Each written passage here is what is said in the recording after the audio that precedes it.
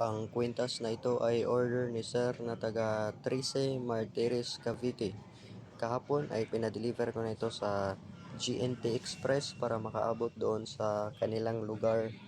At ito ay pwede niya magamit bilang pasumbalik sa mga masamang mahika na mga atake ng mga masamang tao, masamang espiritu o mga demonyo. Kagaya ng mga kulam, barang, sumpa, usog, bati, palipad hangin, at iba pang mga spiritual na atake. At ito, nagagamit din niya protection sa mga bad spirits, mga aswang, demonyo at iba pang mga nilalang na hindi nakikita ng ordinaryong mata ng tao. At nagagamit niya rin ito bilang pangkalahatang proteksyon sa mga malalang aksidente.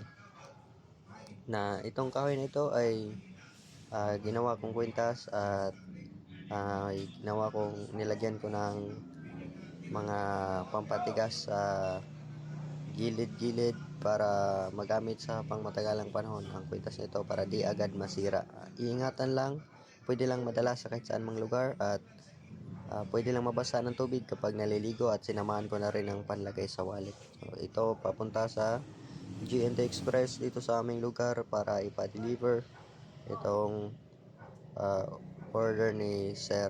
So, dito ako nagpapadala kapag sa GNT Express at binalot ko ito ng bubble wrap nung para hindi siya masira. At ito ay nilagay ko rin sa box at ito binigyan ako ng resibo nung aking pinadalhan na GNT Express. So ganito sa magbigay ng resibo dito at ito binalot na yung order ni Sir at ready na ito dalhin doon. Mag-antay na lang siya ng 1 to 7 days para makabot doon sa kanilang lugar o minsan naman ay lalagpas pa ito ng konting araw. Depende kasi yan sa delivery at sa layo. At ito ay magagamit niya pang matagalang panahon kapag iingatan. Gamitin lang sa pangkabuti.